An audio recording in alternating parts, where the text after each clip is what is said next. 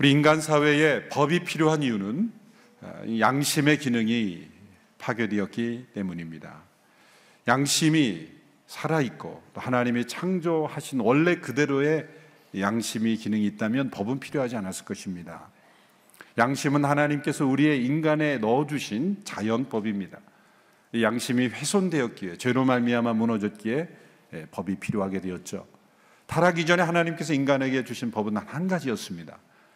동산 중앙에 있는 선악을 알게 하는 나무를 먹지 말라. 이것을 먹는 날에는 정령 죽으리라. 그 단 한 가지 법만 지켰더라면 우리의 양심은 깨어지지 않았을 것이고 이 땅에 수많은 법은 필요가 없었을 것입니다. 그 법이 깨어짐으로, 불순종함으로 인해서, 양심의 기능이 무너짐으로 인해서 이 땅에는 많은 법들이 필요하게 되었습니다. 얼마나 많은 법이 있습니까? 얼마나 많은 법전이 있습니까? 얼마나 많은 제도가 있습니까? 그러나 이 땅의 죄악은 끊이지 않고 있고 법이 죄를 막을 수 없는 그런 사회가 되어 버렸습니다. 아무리 법이 정교하게 많아진다 할지라도 양심이 회복되지 않으면 그 법을 빠져나갈 방법은 얼마든지 있는 것이고, 또 적발되지 않아도 그 법 아래서도 얼마든지 죄는 저질러질 수 있는 것입니다. 그러므로 법의 목적은 양심의 기능을 회복하고 양심을 깨우침으로써 그 양심이 기능하도록 하는 역할을 하는 것이 더 중요합니다. 양심의 회복은 하나님의 은혜입니다. 나를 위해 베풀어 주신 하나님의 크신 은혜와 사랑을 깨닫고 체험할 때 양심이 살아납니다. 성령님이 임하셔서 십자가의 구속을 체험할 때 우리의 양심은 회복이 됩니다. 하나님께서는 타락한 인간들에게 먼저 법조문을 들이대시며 명령하지 않으셨습니다. 아무리 무섭게 명령해도 그 법을 지킬 수 있는 양심의 능력이 회복되지 않으면 지켜지지 않기 때문이죠. 그래서 하나님은 먼저 하나님의 풍성한 은혜를 우리에게 베풀어 주십니다. 먼저 하나님의 은혜로 우리가 그 법을 지킬 수 있는 능력과 그 은혜를 가져다 주십니다. 이 은혜가 양심을 회복시키고 그 양심이 법을 지키게 함으로써 그 질서가 회복이 되는 것이죠. 그것이 바로 하나님께서 출애굽한 백성들에게 바로 율법을 주시지 않고 시내 산에 이르러서야, 시내 광야에 이르러서야 율법을 주신 이유입니다. 하나님께서는 출애굽을 통해 놀라운 하나님의 은혜를 베풀어 주신 이후에, 그 구속의 은혜를 베풀어 주신 이후에 그 은혜 아래서 율법을 주신 것입니다. 오늘 십계명이 시작되는 서론에서 하나님은 이렇게 말씀하십니다. 20장 2절의 말씀, 우리 같이 한 목소리로 읽겠습니다. 시작. 나는 너를 이집트에서 종살이 하던 집에서 이끌어낸 내 하나님 여호와다. 율법을 주시기 전에 왜 자신을 소개합니까? 나는 너를 이집트에서 종살이 하던 집에서 이끌어낸 나 여호와다. 너희를 특별한 보물이 되게 하시고 너희를 제사장 나라로 부르시고 너희를 거룩한 민족으로 부른 나 여호와가 너에게 이 법을 명한다. 그 법 내용의 자체도 중요하지만 그 법을 만드신 분이 누구시고 그 법을 어떠한 상황에서 주어졌는가 또한 중요한 것이죠. 애굽에서 종살이하던 고통받던 그 민족을 이끌어내신 그 하나님께서 그 종살이로부터 자유케 된 그 민족에게 주신 법, 그래서 그 법의 가치가 결정이 되는 것이고 그 법을 왜 지켜야 하는 이유가 거기에 담겨 있는 것입니다. 하나님께서는 이 십계명을 통해 진리를 나타내셨습니다. 출애굽을 통해서 은혜를 베풀어 주셨다면 이제 이 십계명을 통해 진리를 가르쳐 주신 것입니다. 진리보다 먼저 은혜를 베풀어 주시고 그 은혜 아래서 진리를 지킬 수 있게 하는 거죠. 만일 진리를 먼저 우리에게 말씀하셨다면 인간은 그 진리를 행할 능력이 없었을 것입니다. 그러나 십자가의 구속의 은혜를 베풀어 주시고 그리고 그 진리를 행할 수 있는 능력을 우리에게 주신다. 십계명을 지킬 수 있는 능력은 어디서 나옵니까? 우리를 애굽으로부터 이끌어내신 그 하나님의 은혜가 바로 우리가 하여금 이 계명을 지킬 수 있는 능력을 가져다 주는 것입니다. 그래서 이 말씀을 누가 주셨는가? 어떤 상황에서 어떤 백성들에게 주셨는가가 중요한 것입니다. 하나님은 이 십계명을 통해 우리를 만나시기를 원하십니다. 정직한 사람이라면 이 십계명 앞에서 자부심이나 만족감을 느낄 수 있는 사람은 아무도 없을 것입니다. 십계명을 오늘 본문을 봉독했을 때 나는 이미 다 하고 있는 거네. 나는 10개 다 만점. 그리고 자부심을 가지신 분 계십니까? 이 십계명 앞에서 우리의 양심은 깨어나고 우리가 얼마나 연약한 존재인가를 우리는 깨닫게 됩니다. 어떤 분들은 구약의 모든 율법은 다 이제 폐지된 것이 아니냐, 예수님이 오심으로써 다 폐지된 것이 아니냐라고 생각하실 수 있습니다. 이제 우리는 율법 아래 있지 않고 은혜 아래 있지 않다고 했느냐라고 질문할 수 있습니다. 그러나 예수님은 율법을 폐하러 온 것이 아니라 완성하러 오셨다 말씀하셨어요. 하나님께서 모세를 통해 주신 법이 3가지이죠. 첫 번째는 의식법, 이 제사법을 포함한 의식법입니다. 희생제사. 두 번째는 재판법입니다. 그 이스라엘 민족 공동체가 한 사회를 이루면서 살아갈 때 필요한 재판법. 세 번째는 도덕법입니다. 도덕법. 이 의식법은 예수 그리스도께서 오심으로 완전히 폐지된 겁니다. 이건 유대인들에게도 폐지되고 그 외의 모든 민족들에게도 완전히 폐지된 것입니다. 그러므로 우리는 그 희생제사법을 지킬 필요가 없게 된 것이죠. 왜냐하면 그 모든 희생의 그 제사법들은 예수 그리스도의 십자가를 미리 보여주는 예표였기 때문이에요. 진정한 성취가 이루어졌기 때문에 미리 보여주는 예표는 다 그것이 지킬 필요가 없게 되는 것입니다. 재판법은 이스라엘 민족 공동체에게 그 시대 문화에게 주신 것이기 때문에 원래 우리에게는 바로 적용될 수 없는 것들이 많습니다. 그러나 이스라엘 민족 공동체에는 여전히 유효한 법들이 있어요. 그것은 그 민족에게, 그 문화 속에 있는 이들에게 주신 거기 때문에 어떤 부분은 폐지되어 있지만 어떤 부분은 여전히 남아 있어서 그들에게 적용되는 법이 있습니다. 그러나 우리에게는 1차적으로 주신 법이 아니기 때문에 우리에게는 우리 문화 속에서 맞는 그 원리를 우리 문화 속에 적용해서 또 다른 법을 우리는 만들 수가 있는 것이죠. 세 번째, 도덕법은 유대인에게나 그 밖의 모든 민족에게나 그 시대나 지금 이 시대 아니면 오고는 모든 세대에 여전히 항존하는, 여전히 유효한, 여전히 효력이 있는 법인 것입니다. 십계명은 이 도덕법의 핵심을 이루는 법입니다.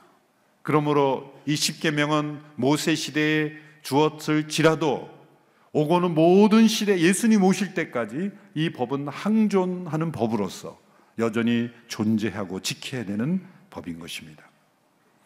이 십계명은 모든 하나님의 법의 요약입니다. 종교개혁자 마틴 루터는 십계명을 온전히 아는 사람은 성경 전체를 아는 것이다 라는 말까지 했습니다. 성경의 나머지 부분들은 이 계명을 설명하는 것이고 많은 사건들은 이 계명의 역사적 예화다 이렇게 이해할 수 있을 정도입니다.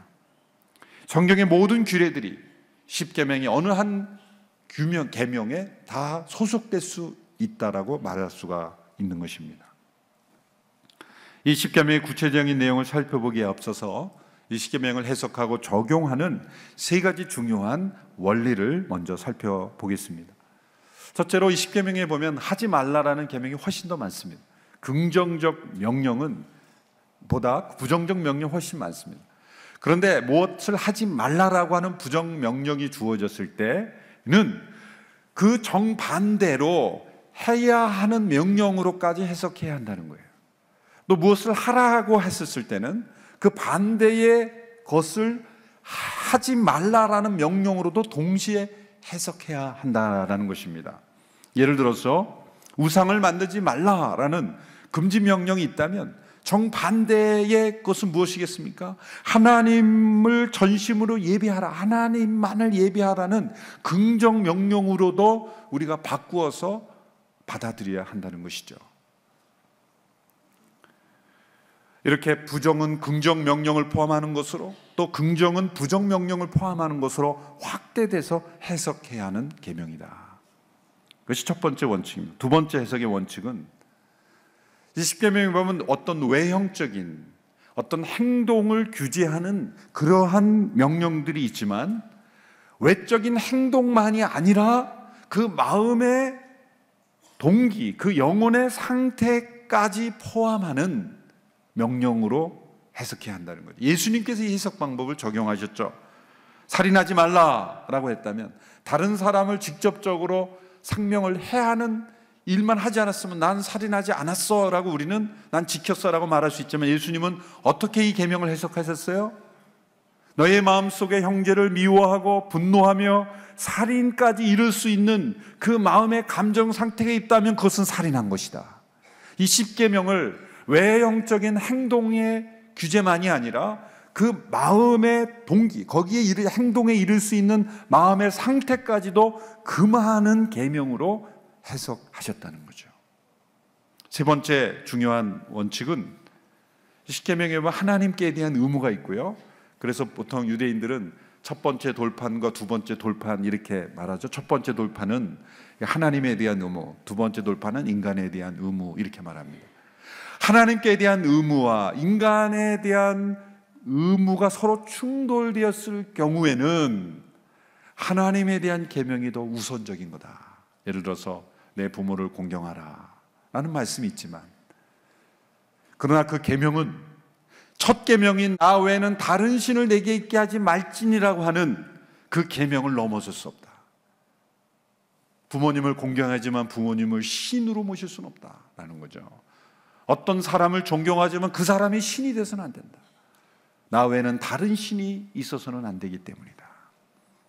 그런 해석의 원칙, 이 세 가지 해석 원칙의 근거에서 오늘 계명을 한 가지씩 우리가 함께 살펴보기를 원합니다. 10가지이기 때문에 10번으로 나누어서 한 주씩 해야 하는데 시간 관계상 오늘은 간략하게 핵심 부분만 여러분에게 말씀드리고자 합니다. 첫째 계명 20장 3절의 말씀을 우리 같이 함께 읽겠습니다. 20장 3절 시작. 너는 내 앞에서 다른 어떤 신도 없게 하여라. 하나님 외에 어떤 신도 없게 하라라는 명령을 긍정으로 바꾸면 어떤 말씀이 되겠습니까? 긍정으로 바꾸면 신명기 6장 5절의 말씀이 나와요. 너는 마음을 다하고 성품을 다하고 힘을 다하여 내 하나님 여호와를 사랑하라. 너는 나 외에 다른 신이 없게 하라는 것은 하나님을 마음을 다하여 힘을 다하여 성품을 다하여 전심으로 하나님을 사랑한다는 거예요. 여러분, 이것은 우리 타락한 인간에게는 쉬운 말씀이 아닙니다. 어쩌면 이 한 가지 계명, 첫 번째 계명만 우리가 지키면 나머지 계명이 필요 없을 수도 있어요. 여러분, 작은 집 뒤에 있는 작은 언덕은 단숨에 오를 수 있지만 에베레스트 산은 단숨에 오를 수 없어요. 오르고 또 쉬었다, 또 오르고 또 쉬었다, 꾸준히 오랜 시간에 걸쳐서 오르는 거죠. 마음을 다하여 성품을 다하여 힘을 다하여 하나님을 사랑하는 것은 어쩌면 에베레스트 산을 오르는 거예요. 우리에게 있어서는 매일매일 끊임없이 꾸준하게 우리의 마음을 하나님께 전심으로 올리는 것. 어제는 전심이었는데 오늘은 반심이고 내일은 우리는 그러잖아요.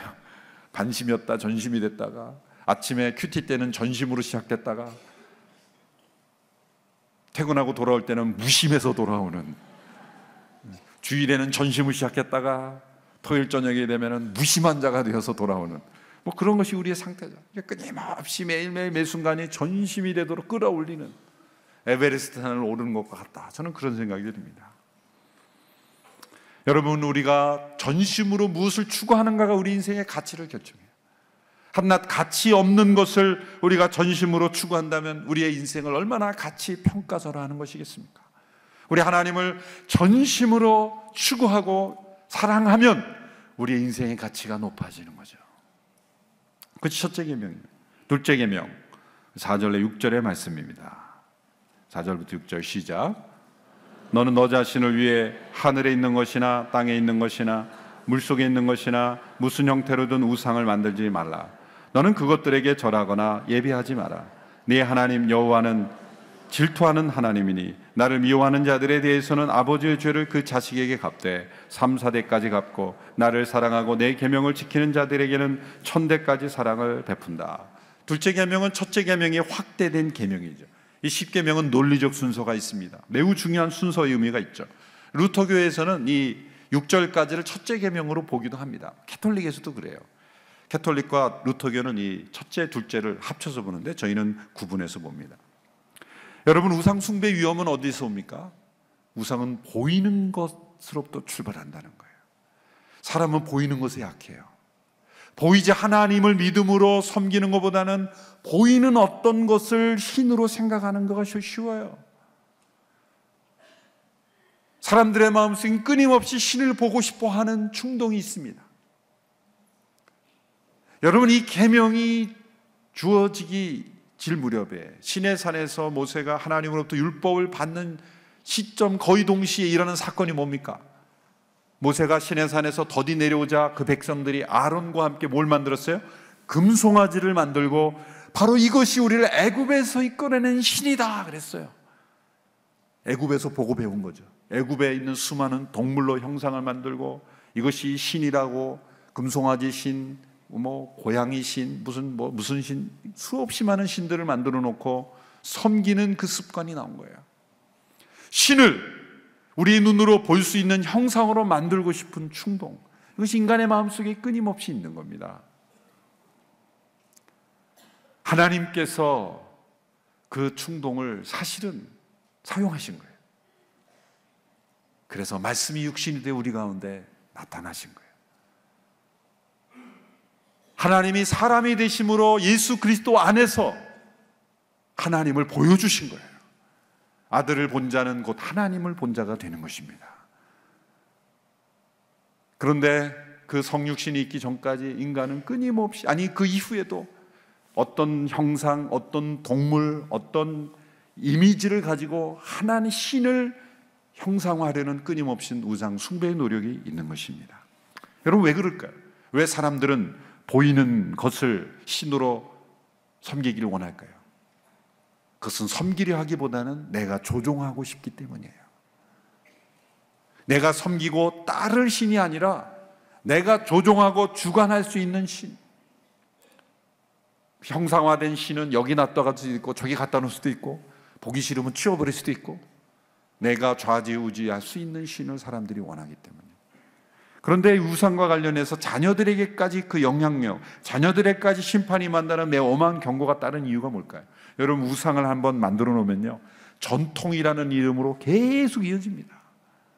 이런 우상이 많은 민족들에 가보면 그 집에도 우상이 있고 그 민족 마을에도 우상이 있는데요, 못 바꿔요. 왜? 수세대로, 여러 세대를 통해 내려왔기 때문에 그 바꾸면 조상들이 화난다 그러고 전통이라는 이름으로 바꾸지 못하는 거예요. 그래서 우상이 만들어지면 대대로 자손에게까지 영향력이 심하다라는 거죠. 우상 숭배의 위험은 우상이 우리에게 아무것도 줄 수 없다는 것만이 아닙니다. 그 우상은 바로 우리가 가지고 있는 소중한 것을 빼앗아 간다는 거예요. 아무것도 주지는 못하면서 빼앗아 가는 겁니다. 셋째 계명입니다. 20장 7절 말씀 시작. 너는 내 하나님 여호와의 이름을 함부로 들먹이지 마라. 여호와는 그 이름을 헛되게 받고 함부로 들먹이는 자들을 죄 없다 하지 않을 것이다. 여호와의 이름을 함부로 들먹이지 마라. 망령태 일컫지 말라. 개역에서는 그렇게 되어 있죠. 하나님께서 자신의 이름을 잘못 발음하시는 것을 싫어하신다는 겁니까? 하나님께서 본인의 이름을 철자를 정확하게 쓰라고 말씀하시는 겁니까? 하나님의 이름에 적힌 종이를 함부로 찢는 것을 불쾌하신다는 겁니까? 실제로 유대인들은 하나님의 이름을, 여호와라는 하나님의 이름을 부를 수 없다 그래서 이 계명을 지킨다고 하면서 아도나이라는 다른 발음으로 바꿔 부른 거예요. 성경을 필사할 때 여호와의 이름이 나오면 기도하고 때로는 목욕하고 옷을 갈아입고 다시 이름을 적었다는 거죠. 물론 경건한 마음은 있을 수 있죠. 그런데 여호와의 이름이 얼마나 많이 나와요. 몇 자 적고 또 나가서 기도, 옷 갈아입고 목욕하고 또 쓰고. 그게 이 계명을 지키는 것일까요? 심지어 유대인들, 그 보수적인 유대인들은 버려진 종이도 함부로 밟지 않는다는 거죠. 왜? 거기 종이에 여호와의 이름이 적혀 있을까 봐. 그게 여호와의 이름을 함부로 들먹이지 않는 계명의 실천일까요? 이것은 하나님의 이름만 부르면 무엇이든지 다 이루어질 것이라고 그렇게 생각하면 안 된다는 거죠. 하나님의 이름만 주문처럼 부르면 마술 지팡이처럼 너희가 원하는 대로 다 무조건 이루어진다라고 생각하지 말라라는 것입니다. 그러나 또 한편으로는 하나님의 이름을 부른다고 무슨 일이 일어날까? 라고 너희가 그렇게 능력을 신뢰하지 않고 그 능력을 낭비하지 말라는 거예요. 양극단을 피해야 되는 거예요. 한편은 이름만 부르면 내가 원하는 것은 마술지팡이처럼 지니처럼 램프에서, 알라딘의 램프에서 나와서 내가 원하는 모든 걸 들어주는 그런 하나님이 아니다. 망령되 일컫지 마라. 또 한편으로는 주님의 이름으로 기도하고 하나님의 이름으로 믿고 의지하면서도 이루어질 수 없다라는 그런 불신 속에 있지 마라. 하나님의 이름의 능력을 무시하지 마라. 양극단을 피해 우리는 균형을 이루어야 돼요. 예수 그리스도의 이름으로 기도한다는 것, 그 이름에 담긴 능력을 우리는 날마다 체험해야 된다 라고 말씀하시는 겁니다. 네 번째 계명입니다. 안식일에 관한 계명 8절 9절 함께 읽습니다. 시작. 너는 안식일을 기억하여 거룩히 지키라. 6일 동안은 내가 수고하며 내 일을 할 것이요 일곱째 날은 내 하나님 여호와의 안식일이니 너나 내 아들 딸이나 내 남녀 종들이나 내 가축들이나 내 문 안에 있는 나그네나 할 것 없이 아무 일도 하지 마라. 여호와가 6일 동안 하늘과 땅과 바다와 그 안에 있는 모든 것을 만들고 일곱째 날에는 쉬었기 때문이다. 그러므로 여호와가 안식일에 복을 주고 거룩하게 했다. 안식일을 기억하여 거룩히 지키라.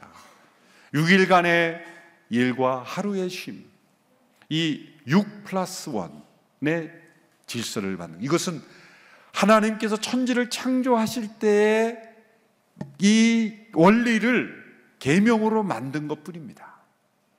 하나님의 일하심의 원리를 우리 인간들에게 넣어주신 거죠. 세상을 창조하실 때 하나님은 인간을 보호하는 법칙을 함께 만드셨어요. 창세기 2장 2절 3절에 그 근거가 나와 있어요. 2절 3절을, 창세기 2장을 우리 같이 한번 읽어보겠습니다. 시작. 하나님께서는 그 하시던 일을 일곱째 날에 다 마치셨습니다. 그리고 그 하시던 모든 일을 마치고 일곱째 날에 쉬셨습니다. 하나님께서 일곱째 날을 복주시고 거룩하게 하셨습니다. 하나님께서 창조하시고 만드시던 모든 일을 마치시고 이날에 쉬었기 때문입니다. 언뜻 보면 6일간의 천지창조를 마친 것처럼 보이지만 이 구절을 잘 보시면 2절에 하나님께서 그 하시던 일을 일곱째 날에 마치셨습니다. 일곱째 날의 쉬심으로 일곱째 날의 창조가 완성되었다고 말씀하고 있는 거예요. 일곱째 날을 복주시고 거룩하게 하셨다. 이것은 하나님께서 일곱째 날을 안식하심으로 안식까지 함께 창조하신 거라는 거예요. 이 안식은 무엇입니까? 하나님의 창조의 마지막입니다. 그런 하나님이 천지를 창조하신 그 목적입니다. 그래서 이런 표현을 씁니다. 그 안식은 창조에 있어서는 마지막이지만 하나님의 의도에 있어서는 제일 첫 번째다. Last in creation, first in intention. 하나님의 창조에서는 마지막이지만 하나님의 의도에 있어서는 첫 번째다. 여러분, 하나님이 최초로 거룩하게 하신 것은 시간입니다. 공간이 아닙니다. 일곱째 날을 거룩하고 복되게 하셨다. 그리고 그날을 안식하셨다. 하나님이 최초로 거룩하게 하신 것은 시간입니다. 우리는 거룩 그럴 땐 자꾸 공간적 구별만을 생각해요. 그러나 하나님이 가장 먼저 거룩히 구별을 요구하신 것은 시간적 구별입니다. 왜 그럴까요? 인간은 공간 속에 살면서, 공간 속에 파묻혀 살면서 시간을 잃어버려요. 우리의 믿음의 삶을 살면서 가장 우리가 피해야 될 단어가 있다면 시간 가는 줄 몰랐다는 거예요. 우리가 늘, 저도 그런 단어 가끔 씁니다만, 시간 가는 줄 몰랐다. 그러나 여러분, 매일매일 하나님과 동행하여 구별된 시간을 가지면요, 시간 가는 줄 알게 됩니다. 시간을 느끼게 돼요. 그런데 영원이라는 것은 공간에 가깝습니까? 시간에 가깝습니까? 시간에 가까운 거예요. 영원하신 하나님은 이 공간 속에 계시는 하나님이지만 우리가 하나님을 만나기 위해서는 시간을 구별해서 시간 속에 들어가야 돼요. 구별된 시간이 없고는 절대 하나님을 만날 수가 없어요. 시간을 멈추고 기도할 때 눈을 감을 때는 이건 우리의 공간을 떠나 우리의 시간 속으로 들어간다고 생각하시면 돼요. 기도란 우리의 공간 중심의 삶에서 시간 중심의 삶으로 바꾸는 거예요. 안식일을 통해 우리는 공간을 만들고 우리는 시간을 써서 공간을 만들잖아요. 가만히 보세요. 인류의 역사에 모든 사람들이 하는 것은 시간을 사용해서 공간을 만드는 거예요. 문화를 만들고 공간 속에서. 그런데 이 안식일을 통해 우리는 공간 중심, 시간으로 돌아오는 거예요. 시간을 거룩하게 구별하며 하나님을 기억하며 하나님을 예배함으로써 그 공간에 파묻히지 않도록 하나님의 시간으로, 이 시간을 주신 하나님, 이 시간이 내 시간이 아니구나, 이 시간의 주인이 하나님이시구나 라는 것을 깨닫게 하시는 거죠. 우리는 7일 중에 하루를 안식함으로써 무엇을 깨달아요? 내가 아무 일도 하지 않고 멈춤으로써, 쉼으로써 깨닫는 것은, 아, 이 세상은 나 없어도 잘 돌아가는구나. 하나님이 그걸 가르쳐 주시는 거예요. 너 없어도 세상은 잘 돌아가니까 너가 주인 되지 말고, 너가 왕 되지 말고, 너가 하나님 되지 마라. 너 없어도 세상은 내가 잘 움직일 테니까 편안하셔라. 그러므로 어떤 면에서 일중독은 신성모독죄에 해당되는 죄라고 말할 수가 있습니다. 이 죄를 범하지 않게 되기를 우리가 노력해야 되겠습니다. 자, 5번째 계명, 시간이 없기 때문에 12절로 넘어가겠습니다. 시작. 내 부모를 공경하라. 그러면 내 하나님 여호와가 내게 준 땅에서 내가 오래 살 것이다. 여러분, 우리 신체 중에서 우리의 존재를 가장 잘 설명해 주는 기관이 있다면 뭘까요? 배꼽입니다. 배꼽. 배꼽 없는 분 계십니까? 네, 배꼽. 이 배꼽은 뭐를 증명합니까? 나는 이 세상에 홀로 존재하지 않았다는 거예요. 배꼽으로 연결된 부모님이 계셨다. 하나님은 이 세상에 나를 보내실 때 배꼽 없는 존재가 아니라 배꼽 있는 존재로 만드신 것. 부모님을 통해 세상을 존재케 하셨다는 것은 나 홀로 존재할 것이 한 존재가 아니라는 거예요. 흔히 그런 질문을 불신자들이 많이 해요. 아담과 하와가 배꼽이 있었습니까? 없었습니까? 하나님이 최초로 창조하셨으니까 뭐 어렵게 생각할 필요 없어요. 최초로 창조했으니까 배꼽이 없었겠죠? 심플한 거예요. 그런데 배꼽이 모양이 있었다면 하나님이 이렇게 잘 익었나 찔러보실 수는 있겠지만 그거는 뭐 우리가 나중에 하나님께 물어보면 되는 것이고, 배꼽을 보면서 우리는 하나님이 나를 부모님을 통해서 창조하셨구나. 부모님을 공경하는 것, 그것이 하나님을 경외하는 것이고, 그것이 곧 자신의 미래를 축복받는 길이라는 거예요. 여기 보세요. 부모를 공경하면, 그러면 여기에 준 약속이 있어요. 그러면 부모 공경하면 내게 준 땅에서 네가 오래 살 것이다. 부모님이 오래 살 것이라고 하지 않고 네가 오래 살 것이다. 왜 이런 축복을 약속하셨어요? 여러분, 한 어머니가 5자녀는 키워도 5자녀가 한 어머니를 못 모신다는 얘기가 있어요. 그만큼 부모를 공경하지 않는 시대가 되어버렸어요. 이런 이야기가 있습니다. 어느 옛날에 아주 몸이 연약하고 손을 계속 떨고 눈이 침침한 어느 어르신이 계셨는데, 그 며느리가 그 어르신을 모시는데 이분이 자꾸 손이 떠니까 음식이 흘리고 자꾸 이렇게 하는 거예요. 그러니까 싫은 거예요. 보기가 귀찮은 거예요. 그래서 남편에게 나는 같이 식사할 수 없으니까 따로 식사하게 해달라. 그래서 이제 부엌의 한 구석에다가 질그릇에다가 음식을 담아서 그 부모님께 음식을 드린 거예요. 아주 나쁜 며느리죠. 그런데 그분이 식사하다가 또 질그릇을 떨어뜨려서 깨져버린 거예요. 화가 난 거예요. 그래서 그 며느리가 동물이 먹는 여물통에다가 음식을 준 거예요.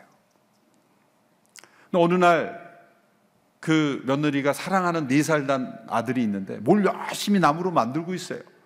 우리 사랑하는 아들 뭐 만드니? 그랬더니 이거요, 우리 엄마 아빠 나이 드시면 제가 식사 대접하려고 여물통 만들고 있어요. 우리가 부모가 조부모님을 어떻게 모시는가를 보고 우리의 자녀가 우리를 대한다. 그런 걸 보여주는 예화죠. 내 부모를 공경하라. 그것은 자신의 미래를 결정짓는 것이다 라는 걸 기억하라는 거죠. 6번째 계명입니다. 13절 시작. 살인하지 말라. 모든 생명은 하나님께 속한 것이므로, 살인이라는 것은 하나님의 자리에 오르는 것이므로 절대 있어서는 안 된다. 이것을 살인행위 자체로만 보지 않고 예수님은 마음속에 있는 미움과 분노에까지 연결시키셨죠. 이것을 긍정으로 바꾸면 어떻게 됩니까? 생명을 사랑하고 보호하라. 생명을 사랑하고 보호하라. 우리가 살릴 수 있는 생명들이 있는데 살리지 않는다는 것은 살인하지 말라는 계명을 어긴 거라는 거예요. 더 멋진 세상을 통해 어린이 생명 살리기 운동도 하고, 또 죽어가는 생명을 살릴 수 있는 많은 채널들이 있는데, 살릴 수 있는 생명을 우리가 무관심을 통해서 죽게 한다면 그것은 이 계명을 어기는 것이다. 뒤집어서 이 계명을 우리는 적용해야 된다는 거예요. 생명을 살리고 보호하는 일에 앞장서라. 7번째 계명입니다. 14절 시작. 간음하지 말라. 우리 시대는 역사상 7계명을 가장 무시하는 세대인 것 같습니다. 세상의 법원에서는 간통죄가 형사법으로 처벌할 수 없다고 결정할지라도 하나님의 법은 결코 사라지지 않습니다. 이 간음이란 단지 배우자에 대한 문제가 아니라 하나님을 상대로 한 죄이기도 합니다.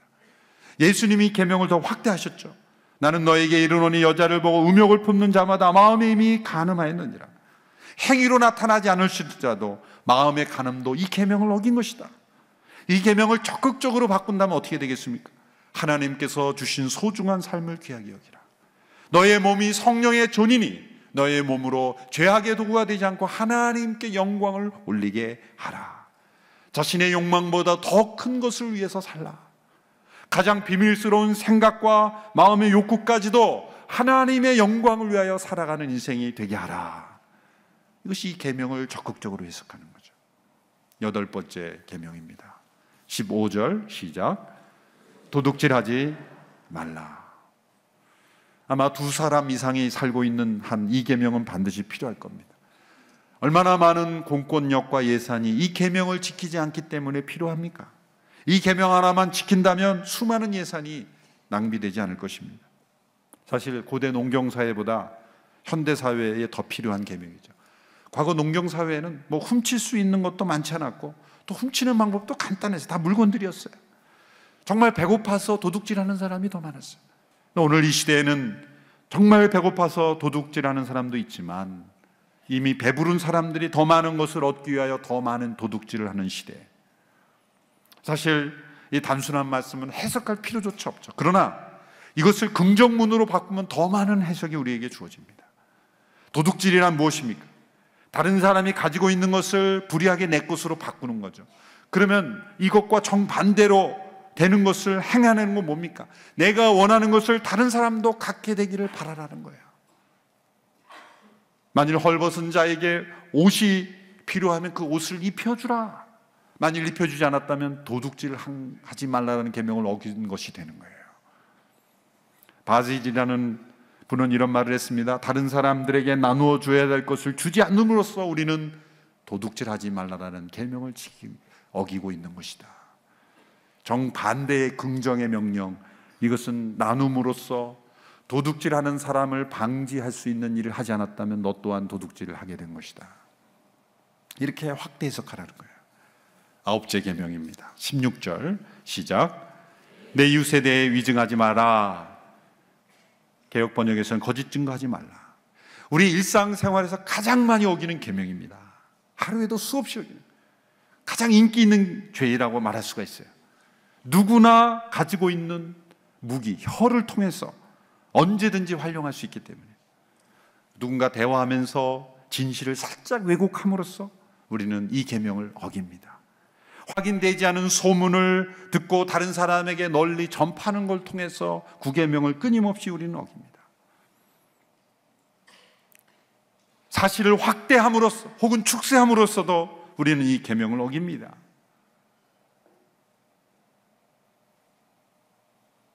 어쩌면 교회 안에 신앙생활하면서 가장 많이 어기고 있는 죄일지도 몰라요. 살인, 간음, 도둑질 이런 죄들은 그래도 믿는 사람들은 그래도 나은 편이 아니겠어요? 근데 믿는 분들이 가장 많이 범하고 있는 죄가 이걸지 몰라요.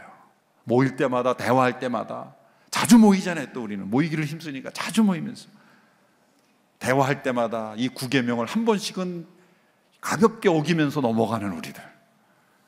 그러면서 우리의 대화의 내용이 정말 진실한가? 사실인가? 정확한가? 진정한 사실, 진실이 아니면 그냥 침묵할 지혜가 필요한 거예요. 대화 속에 우리가 얼마든지 구계명을 어길 수 있다는 걸 우리는 기억해야 할 것입니다.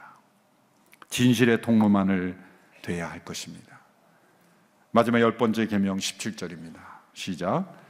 내 이웃의 집을 탐내지 마라. 내 이웃의 아내나 그의 남종이나 여종이나 그의 소나 낙이나 어떤 것이라도 내 이웃의 것은 탐내지 마라. 이 탐심, 마지막 10가지 계명은 1계명과 마찬가지로 보이지 않는 것에 대한 계명이죠. 나머지는 다 가시적으로 보여요. 우상도 보이고 부모님도 보이고 다 보이는 건데, 첫 번째 계명은 보이지 않는 하나님, 그 하나님을 섬기는 것과 보이지 않는 우리의 탐심을 규정하는 계명이에요. 그래서 어려운 거예요. 탐심을 품었냐 안 했느냐 규정하기 어렵죠. 법정에서도 이 탐심이 있었느냐 없었느냐 갖고는 형사처벌 못하죠. 마음속에 탐심을 가졌다는 것만으로 어떻게 처벌하겠어요? 부인하면 그만인 거예요. 비밀스러운 죄죠. 그래서 사실은 자기 자신조차도 인식하기 어려운 죄예요. 그러나 이 탐심은 다른 모든 죄를 만들어내는 근원이 되는 죄입니다. 그래서 마더신이라고 말하기도 해요. 모태신 이 죄라 이렇게 말하기도 합니다. 어느 페르시아 부자가 그 나라 어딘가에 엄청난 다이아몬드 광산이 있다는 소식을 들었다고 합니다. 그날 밤부터 잠을 자기 못 자기 시작합니다. 이 다이아몬드 광산을 자기 것으로 만들고 싶은 그 욕망, 탐심 때문에 사로잡히게 된 거예요. 그래서 자기가 가지고 있는 큰 농장을 다 팔아서 이제 광산을 찾아다니기 시작했습니다. 수년이 지나도 광산을 찾지 못하고 결국 가진 자산을 다 탕진하고 그는 죽었습니다. 그리고 그가 죽은 이후에 사람들이 광산을 발견했는데 바로 그가 판 그 자신의 농장에서 그 다이아몬드 광산이 실제로 발견됐다고 하죠. 이게 실제 있었던 일이라는 거예요. 여러분, 우리의 탐심이 우리 눈을 어둡게 하고 근시안적으로 되게 하고 우리의 발걸음을 잘못된 발걸음이 되게 해서 하나님 우리에게 주신 축복을 다 잃어버리게 하는 것입니다. 여러분이 10가지 계명들을 보면 우리의 삶을 제한하고 피곤하게 하는 것처럼 보입니다. 하지 말라가 더 많기 때문이에요. 그러나 이 명령을 누가 주셨는가를 먼저 기억해야 합니다. 우리에게 출애굽의 은혜를 베풀어 주신 하나님, 우리에게 엄청난 무한하신 은혜를 주신 그 하나님께서 주신 명령이라면 그것은 우리를 사랑하시는, 우리를 보호하시고 우리를 축복된 삶으로 인도하시는, 우리를 풍성한 삶으로 인도하시는 계명인 줄로 믿습니다. 이 계명은 우리를 즐거움을 앗아가는 계명이 아니라 우리를 더 풍성하게 하고 우리를 더 기쁘고 즐거운 행복한 삶으로 인도하는 계명으로 알고 순종할 때 하나님 우리에게 준 축복을 누릴 줄로 믿습니다.